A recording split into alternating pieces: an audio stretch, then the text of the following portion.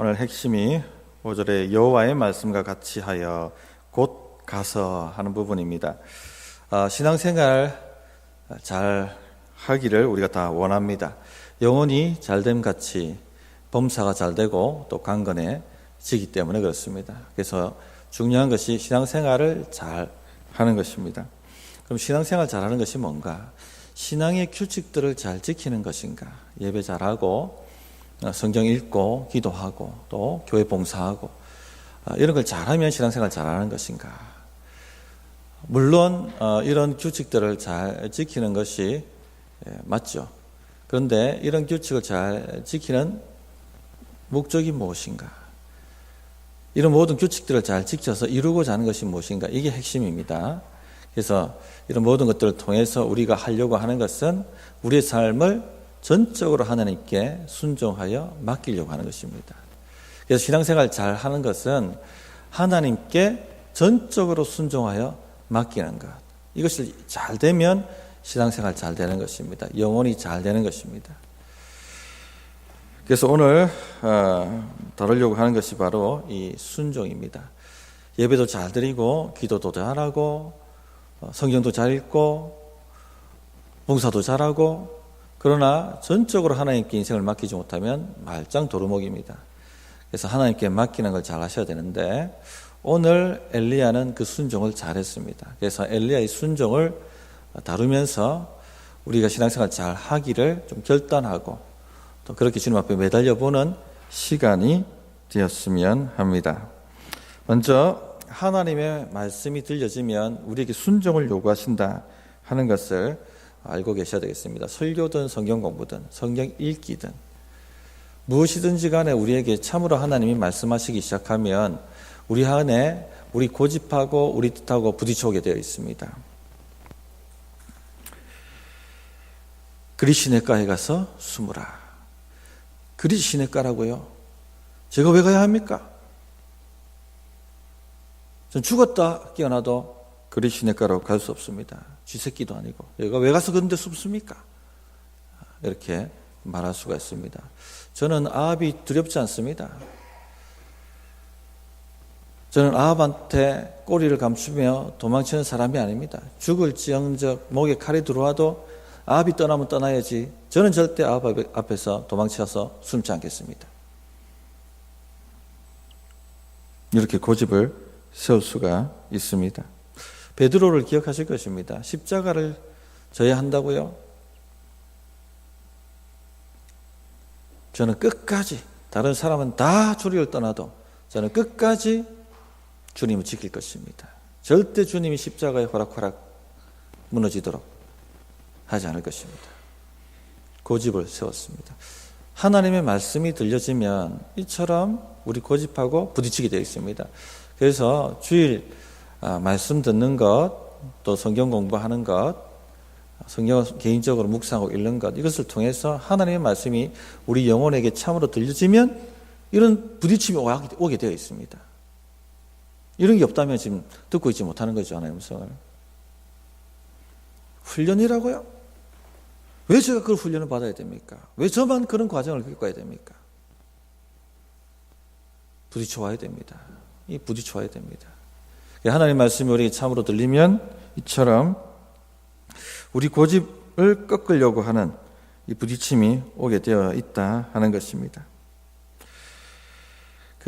지난주 말씀을 드렸습니다만 엘리야는 지난주가 아니죠. 지지난주 열정이 대단한 사람이었습니다. 용기가 대단한 사람이었습니다. 아합이 어디라고? 아합 왕 앞에 홀로 서서 내가 기도하면 3년 6개월 비가 오지 않을 것이다. 회개하고 돌이켜라 하고 말했던 사람입니다. 이런 열정 있는 사람은요, 아합 왕 앞에 자존심 구겨지게 숨지 못합니다. 그런데 하나님이 가서 숨으라고 말씀합니다. 숨으라. 도망치라. 그리 시냇가로 가라. 죽기보다 더 힘든 것이 바로 숨는 겁니다. 순종하느냐 못하느냐, 자기 고집을 꺾느냐 못하느냐.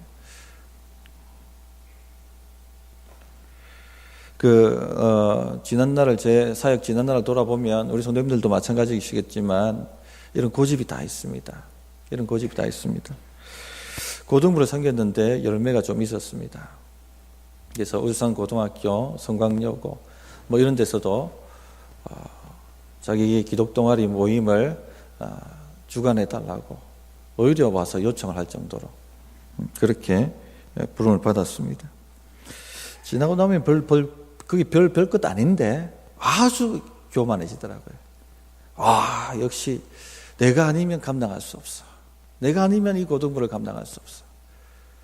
하나님이 나 같은 사람을 쓰시는 거지.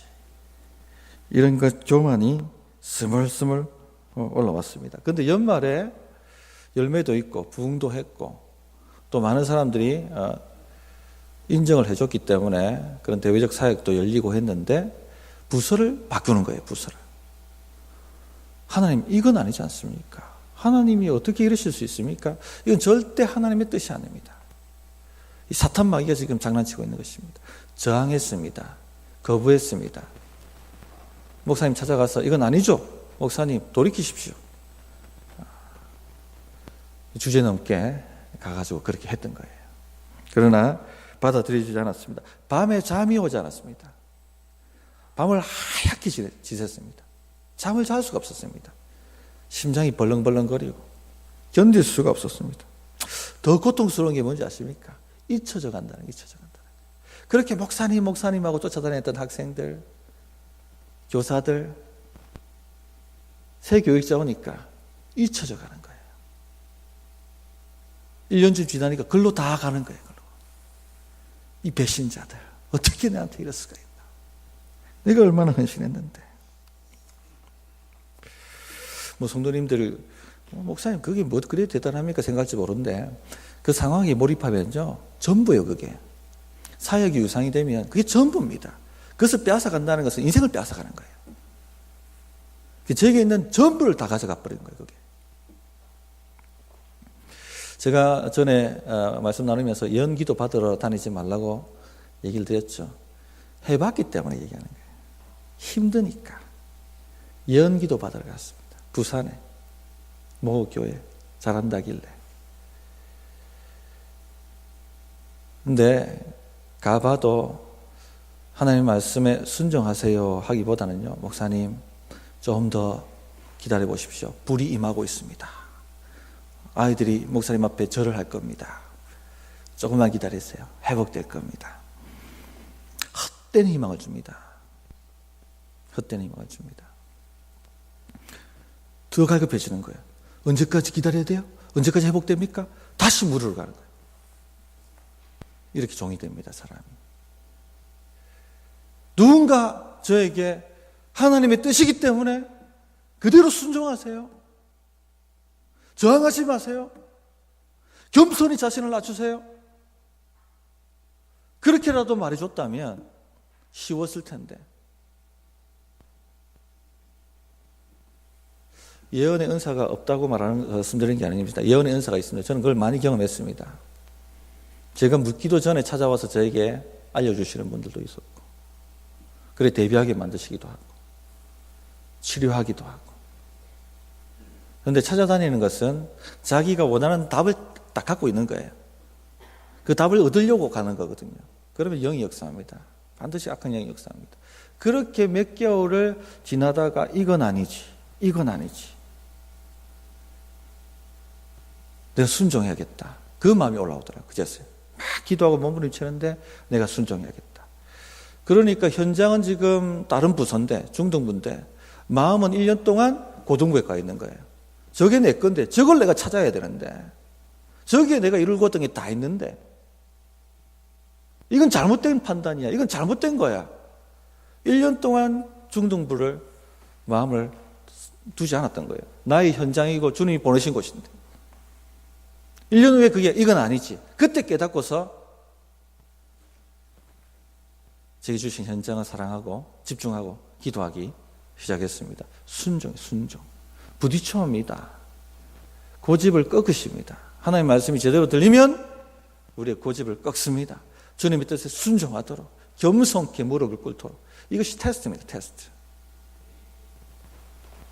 이게 오게 되어 있다는 것입니다. 그래서 주님 말씀 앞에 순종하는 것이 답입니다. 빨리 순종하는 것이 답입니다. 가서 그리 시냇가로 들어가라. 잊혀져라. 3년 6개월 동안 잊혀져라. 그렇게 말씀하실 때 주님 알겠습니다. 주님 알겠습니다 하고 자기 고집을 꺾고 쳐서 복종시키는 것이 답입니다. 그래야 망하지 않습니다. 그래야 실패하지 않습니다. 그래야지 훈련이 끝나고 길이 열리게 되는 것입니다. 엘리야는 겁장이야. 아합 앞에 큰 소리 쳤지만 저봐 꽁문을 빼고 숨는 것 봐. 그런 소리를 했을 거예요, 사람들이. 자존심 다 내려놓고 고집 다 내려놓고 자기 뜻 다 내려놓고 주님 숨으라고 하면, 잊혀지라고 하면 잊혀지는 겁니다. 잊혀지는 겁니다. 주님 말씀이시기 때문에. 그 훈련이 되셔야 됩니다. 우리가 매주일 말씀을 듣고 양육하고 또 개인적으로 경건 생활을 하십니다. 주님의 말씀이 진정으로 들리면 내 고집과 부딪혀 오게 되어 있습니다. 순종을 하시면 그게 답입니다. 저항하지 마세요. 저항하지 마세요. 두 번째, 하나님의 말씀에 순종하면 하나님의 말씀이 책임지십니다. 살리십니다. 공급하십니다.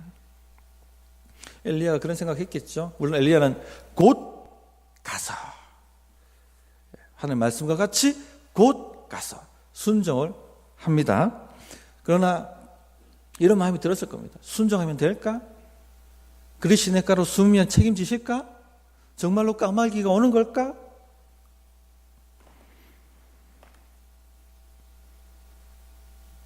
그런 의심이 듭니다. 그러나 엘리야는 갑니다. 그래서 우리가 두 번째 받아야 될 훈련이 뭐냐? 주님 말씀이 우리를 책임지신다. 주님 말씀에 순종하면 주님이 책임지신다 하는 믿음을 만들어가는 겁니다. 훈련시키는 겁니다. 성경에 보면 하나님의 말씀은 결코 한 말씀도 땅에 떨어지지 않는다 말씀하셨죠. 주님이 약속하셨으면 주님이 책임을 지십니다. 주님이 반드시 성취하십니다. 주님은 여러 가지 말씀하셨어요. 우리에게 염려하지 말라. 내 미래를 염려하지 마라. 내가 책임진다. 순종을 하셔야 됩니다. 주의 나라와 의를 구하라. 그리하면 이 모든 것을 너에게 더하시리라. 순종을 하셔야 됩니다. 자기가 책임지려고 자기 고집대로 해보려고 하면은 오히려 무너지게 되어 있습니다. 곧 가서 주의 말씀과 같이 곧 가서 순종하는 것입니다. 뒤도 돌아보지 않고 쟁기를 들고 뒤를 돌이키는 자, 뒤를 돌아보는 자는 하나님 나라에 합당치 않다. 합당치 않다. 하나님께서 계속 기회를 주시는 게 아니거든요. 왜냐하면 하나님이 사용하실 도구들은 많습니다. 여기서 응답하지 않으면 촛대를 옮겨버리면 되는 겁니다. 하나님은. 순종하라 할 때 순종하면 하나님이 책임을 지십니다. 간혹 보면은 왜 목사님 제 삶에는 역사가 나타나지 않습니까? 그렇게 질문하시는 분들이 있습니다. 왜 그런 줄 아십니까? 가짜 믿음이기 때문에. 야고보서 1장 22절에 진짜 믿음은 뭐랬습니까? 행함이 있는 믿음, 순종이 있는 믿음. 가짜 믿음은 행함이 없는 믿음. 왜 응답이 없느냐? 행함이 없기 때문에, 순종이 없기 때문에. 가짜 믿음이니까 응답이 없는 것입니다. 순종하자. 6절 보십시오. 까마귀들이 아침에도 떡과 고기를, 저녁에도 떡과 고기를 가져왔고 그가 시냇물을 마셨으나, 이렇게 말씀하고 있습니다. 하나님이 책임을 지셨습니다. 빌립보서 4장 19절에 이런 말씀이 있습니다. 나의 하나님이 그리스도 예수 안에서 영광 가운데 그 풍성한 대로 너희 모든 쓸 것을 채우시리라. 옥에 갇힌 사도 바울을 위해서 가난한 빌립보 교회가 가난했습니다. 자기 쓸 것도 모자랐는데 가난한 빌립보 교회가 옥에 갇힌 사도 바울 생각해서 헌금하라는 주의 명령을 따라 헌금을 합니다. 거금을 헌금해서 갖다 줍니다. 바울이 이걸 받고 너무 감격을 했고, 그리고 그 빌립보 교인에게 이 말씀을 들려준 것입니다. 예수 안에서 영광 가운데 그 풍성한 대로 너희 모든 쓸 것을 채우시라. 염려하지 마라. 주님 말씀에 순종하면 주님이 책임지신다 하는 것이죠. 우리 성도님들 가운데도 하루 벌어서 하루 먹고 사시는 분들이 계실지 모르겠습니다. 쌓아놓은 돈도 없고 또 경기도 안 좋다고 하고, 어떻게 살아요 목사님? 어떻게 살아요 하나님? 가끔 저도 의심될 때가 있습니다. 하나님 어떻게 삽니까? 저분들 어떻게 삽니까? 그 큰 위기 앞에 돈이 없어 고통당해 보신 분들은 돈의 위력이라는 것이 얼마나 큰지를 잘 알고 있습니다. 그 돈 하나 때문에 사람이 완전히 업다운되고 생명이 왔다 갔다 하고, 그런데요, 주님 말씀에 순종하면 안 되는 것 같은데 됩니다. 되게 되어 있습니다. 저는 저뿐만 아니라 많은 분들이 그렇게 살아나는 것을 보았습니다. 안개가 쫙 해서 길이 보이지 않고, 그러나 순종하자 새 길이 열리고,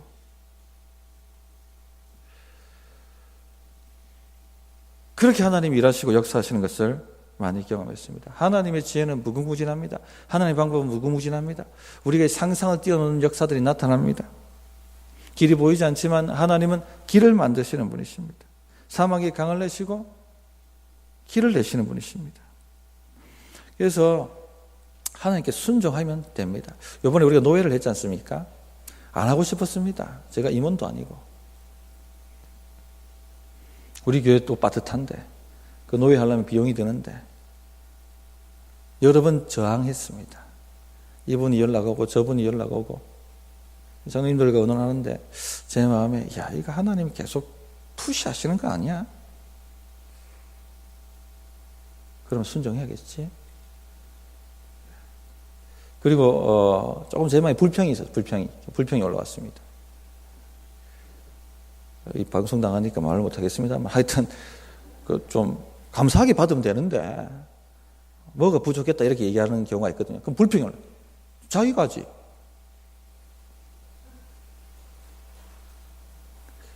그런데 오늘 제가 딱 기도하면서 깨달았어요. 감사하라. 하나님 섬기게 주신 것 감사합니다.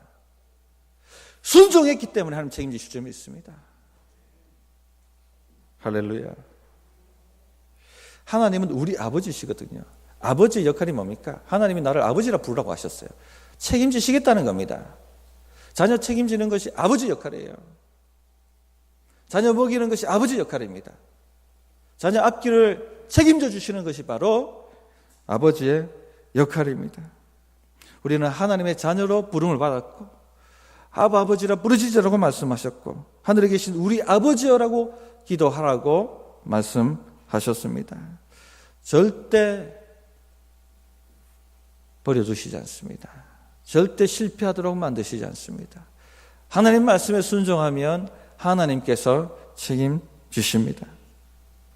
시편 34편 9절 10절에 너희 성도들아 여호와를 경외하라. 그를 경외하는 자에게는 부족함이 없도다. 그를 경외하는 자에게는 부족함이 없도다. 젊은 사자는 궁핍하여 줄일지라도 여호와를 찾는 자는 모든 좋은 것에 부족함이 없으리로다. 할렐루야. 이대로 되게 되어 있습니다. 마태복음 6장 33절 우리가 다 아는 것처럼 그의 나라와 의를 구하라. 그러면 이 모든 것을 더하시리라. 주를 위해서 순종하고 주를 위해서 헌신하고 주를 위해서 드리는 것 두려워하지 마십시오. 주님이 책임져 주십니다. 이 힘으로 사셔야 되는 거예요.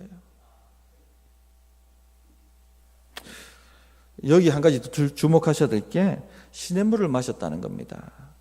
까마귀가 주는 것과 시냇물이 주는 것이 있습니다. 까마귀 주는 것은 초자연적 공급입니다.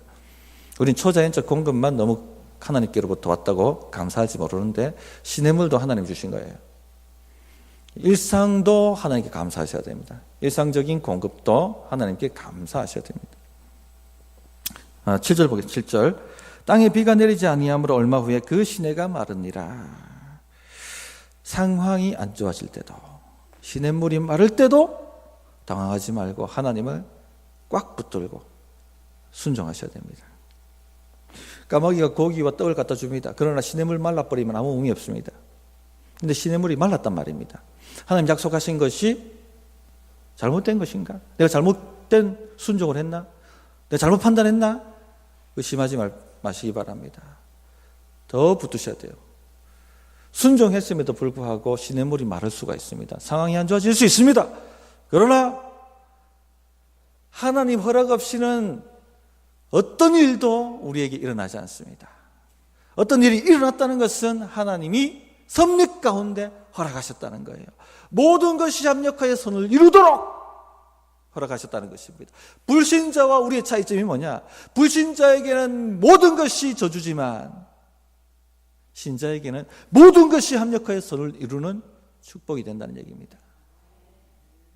그러므로 주님 앞에 순종하여 드렸는데 시냇물이 말랐다, 상황이 안 좋아졌다, 두려워하지 마세요. 당하지 마세요. 더 주님 의지하고 딱 붙으시기 바랍니다. 되게 되어 있습니다. 시냇물은 일상적 공급이거든요. 일상적 공급은 마를 수가 있습니다. 경기가 좋지 않습니다. 그러면은 내 사업만 잘 될 수가 있겠습니까? 몇 번 초자연적 공급이 올 수 있을지 모르지만 전체적으로 불황이 길어지면 내 사업도 타격을 입게 되어 있다는 얘기입니다. 마르게 되어 있습니다. 그러나 두려워하지 마세요. 하나님은 지혜가 무궁하시고 길을 내시는 분입니다. 하나님의 섭리 없이는 어떤 일도 우리에게 일어나지 않습니다. 그걸 붙잡으셔야 돼요. 그걸 붙잡으셔야 돼요. 온 천지가 비가 오지 않고 가뭄이 들었는데 어떻게 시냇물이 마르지 않을 수가 있습니까? 당연히 얼마 후에 마르게 되어 있습니다. 그것이 1년쯤 지났을 때 말랐습니다. 그러므로 이럴 때일수록 시냇물이 마를 때, 상황이 안 좋아졌을 때 믿음을 사용하셔야 되는 겁니다. 일으키셔야 되는 겁니다. 하나님, 저는 그럼에도 불구하고 하나님이 선하신 줄 믿습니다. 모든 일이 하나님의 섭리 가운데 이루어지는 줄 믿습니다. 하나님을 더욱 의지하고 붙듭니다. 이렇게 고백하셔야 돼요. 더 큰 소리로, 걱정과 염려의 소리보다 더 큰 소리로, 불신과 의심의 소리보다 더 큰 소리로 그렇게 부르짖어야 됩니다. 지금 말라버린 시냇물 같은 환경과 상황 가운데 계신 분들이 계시다면 하나님 왜 그렇습니까? 질문하고 몸부림친다고 해결되는 게 아닙니다. 더 주님 붙드는 게 답입니다. 더 주님 붙들고 더 걱정과 염려의 소리보다 크게 주님의 위대하심과 주의 놀라우신 풍성하심과 그 은혜와 섭리를 높이는 것이 답입니다. 그러면은요, 답이 나오게 되어 있습니다. 길이 나오게 되어 있습니다. 그렇게 신앙생활을 아름답게 갖고 가시기를 바랍니다. 자, 3가지였습니다. 첫째, 하나님의 말씀에 순종하라. 부딪힐 때 순종하라. 둘째, 하나님의 말씀에 순종하면 하나님의 말씀이 책임지신다. 셋째, 상황이 안 좋아질 수 있다. 뒤로 도망가지 마라. 테스트입니다. 이 가짜 순종인지 진짜인지 끝까지인지 목숨을 건 건지 무늬만 살짝 해볼까 하고 했던 건지 테스트 하시는 거예요. 상황이 안 좋아졌을 때 시냇물이 말할 때 더 콱 붙들어야 됩니다. 주님 죽으라면 죽겠습니다 하고 붙들어야 되는 겁니다. 그래서 승리가 우리 성도님 삶 가운데 일어나시기를 바랍니다. 예, 찬양 하나 하고 기도하도록 하겠습니다.